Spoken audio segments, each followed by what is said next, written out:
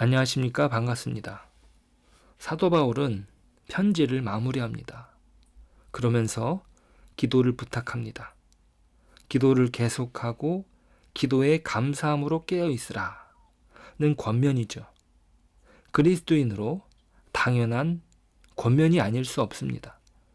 이 땅에서 살지만 하나님의 은혜 없이는 온전히 전해질 수 없는 그리스도인의 당면한 실존이 그러합니다.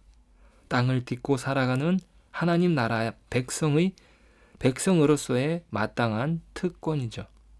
그런데 참 독특한 것은 자신이 현재 갇혀 있는 상황 속에서 자신의 노임을 부탁하지 않는다는 것입니다. 저 같으면 빨리 이 감옥에서 놓이게 해달라는 기도를 부탁할 것 같습니다. 사도 바울은 그것을 부탁하지 않습니다. 오히려 전도할 문이 열리기를 기도해 달라고 요청합니다. 왜냐하면 그리스도의 비밀을 말해야 하기 때문이라고 합니다. 참 이상합니다. 전도를 위해서라면 오히려 빨리 노임을 받아서 더 많은 영혼을 위해서 나가야 하는 것 아닙니까? 오히려 기적적인 역사 속에서 노임을 받아 많은 이들이 전도되지 않을까요? 그런 상상을 해봅니다. 러시아의 대문호 도스토옙스키도 사형장의 이슬이 될 처지에서 극적으로 살아나 그 많은 작품들이 탄생하지 않았습니까? 기왕에 복음을 전하는 것이라면 그렇게 극적으로 사도 바울을 사용하시면 안 되는 것 아닌가? 그런 질문, 그런 상상 말입니다. 자, 오늘 사도 바울의 말하는 전도의 초점은 그리스도의 비밀입니다. 3절이에요. 또한 우리를 위하여 기도하되 하나님이 전도할 문을 우리에게 열어주사 그리스도의 비밀을 말하게 하시기를 구하라. 내가 이 일 때문에 매임을 당하였노라. 그리하면 내가 마땅히 할 말로써 이 비밀을 나타내리라. 이 비밀은 같은 골로새서 1장에서 기록하기를 1장 26절, 27절이에요. 이 비밀은 만세와 만대로부터 감추어졌던 것인데 이제는 그의 성도들에게 나타났고 하나님이 그들로 하여금 이 비밀의 영광이 이방인 가운데 얼마나 풍성한지를 알게 하려 하심이라. 이 비밀은 너희 안에 계신 그리스도시니 곧 영광의 소망이니라. 이것은 그리스도께서 오실 때까지 숨겨져 있었던 것입니다. 이것이 그리스도가 오시며 만민에게 공개되었습니다. 하나님의 비밀 계획은 너희 안에 계신 그리스도입니다. 그러니까 이방인인 골로새인조차도 예외가 되지 않습니다. 그리스도께서 오시기 전까지 비밀이었던 복음이 모든 사람들에게 활짝 열려진 것이죠. 그리스도 안에서 어떤 사람도 차별이 없으며 모든 사람들이 하나 되었습니다. 이것이 놀라운 복음입니다.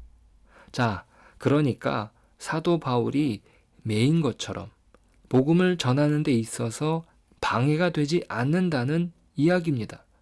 단순히 복음을 전하기 위한 어떤 조건으로서의 필요가 채워져야 하는 것이 아니라 모든 것이 복음을 전하는 환경인 것입니다. 그래서 지혜가 필요한 것이죠. 단순히 예수천당, 불신지옥이라는 구호가 필요한 것이 아니라 어떻게 하면 복음을 효과적으로 전할 수 있을지를 고민하는 것입니다. 이것은 단순히 노방 전도를 폄훼하는 것이 아닙니다. 사도 바울은 자신의 매임조차 전도의 문이 막히지 않았음을 고백합니다. 실제로 이 전도의 열매가 오네시모가 아닐 수 없습니다. 바울은 그를 이렇게 소개합니다. 9절이에요. 신실하고 사랑을 받는 형제 오네시모를 함께 보내노니 그는 너희에게서 온 사람이라. 그들이 여기 일을 다 너희에게 알려주리라. 1차적으로 오네시모는 빌레몬의 종입니다. 빌레몬서에 따르면 그는 주인에게서 피해를 주고 도망쳐 나온 노예입니다. 그러면 그를 잘 달래서 주인을 잘 섬기라면 되는 것을 사도 바울은 그를 신실하고 사랑을 받는 형제라고 소개합니다. 그러니까 사도 바울에게 있어서 전도는 어떤 것도 방해가 되지 않는 것이요, 단순히 전도지를 읊조려 주는 차원이 아닙니다. 그리스도 안에서 형제됨을, 그가 누구든지 상관없이 한 교회임을 분명히 하는 것이죠. 놀랍습니다. 사도 바울이 말하는 지혜라는 차원이 세월을 아끼라는 의미가 무엇인지 단순히 전도지를 나눠주는 차원의 문제가 아니라는 것이죠. 전도지를 만들지 말라는 차원의 적용의 이야기가 아니라는 사실은 눈치채셨습니까? 전도는 자신을 나누는 것입니다. 자기를 나누는 거예요. 그리스도께서 자신을 십자가에 드렸던 것처럼 인격과 인격의 만남 속에서 그리스도의 비밀이 전해지는 것입니다. 진정한 하나님의 사랑을 전하는 것이 전도라는 것이죠. 동일하게 노방 전도를 통해서도 가능하다고 생각합니다. 진심으로 영혼을 사랑하는 마음으로 전하는 전도인의 소리에 사람들은 귀를 기울일 것입니다. 단 몇 사람이라도 말이에요. 왜냐하면 그 사람에겐 자신을 만나주신 하나님을 전할 방법이 그것밖에 없으니 그렇게 전하는 것입니다. 어떤 것도 회방이 되지 않는 것이죠. 자기를 나누는 그 시간이 곧 전도인 것입니다. 어떤 방법이 아니라 지혜롭게 세월을 아끼며 전하는 것입니다. 어떻습니까? 우리에게 주어진 환경과 시간은 그리스도를 전하는 시간입니다. 왜냐하면 우리는 소금으로 맛을 내는 자들이기 때문이죠. 6절이에요. 너희 말을 항상 은혜 가운데서 소금으로 맛을 냄과 같이 하라. 그리하면 각 사람에게 마땅히 대답할 것을 알리라. 그리스도는 우리를 통해서만 증거될 수 있습니다. 소금으로만 음식의 맛을 낼 수 있는 것처럼 말이죠.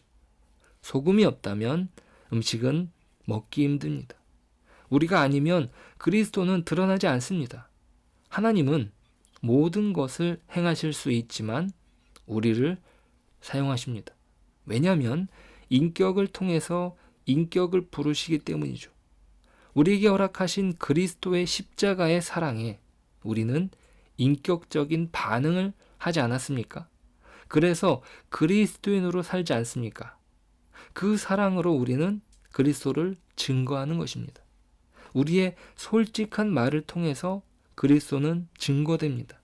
내가 느끼는 것만큼 그리스도는 증거될 것입니다. 정말 맛있는 맛집을 만나면 기어코 얘기하지 않습니까? 영혼을 구하는 내 인생의 영원한 친구를 어찌 전하지 않을 수 있겠습니까? 기도하겠습니다. 하나님, 우리에게 주어진 모든 환경이 하나님의 복음을 전하는데 방해가 되지 않습니다. 사도 바울은 자신이 풀려나기를 기도하는 것이 아니라 자기가 매여 있음에도 전도할 수 있는 길을 열어달라고 기도하고 있습니다. 하나님, 저희들이 느끼고 있는, 저희들이 깨닫고 있는 하나님의 사랑에 대하여 온전한 반응으로서의 전도가 있게 하여 주십시오. 나의 삶이, 나의 생활이, 나의 일터가, 나의 모든 환경들이 그리스도를 증거하는데 부족함이 없게 하시고 그리스도 안에서 행복한 삶으로서 하나님의 복음이 아름답게 전하여 줄 수 있도록 우리를 도와주옵소서. 예수님의 이름으로 기도드립니다. 아멘.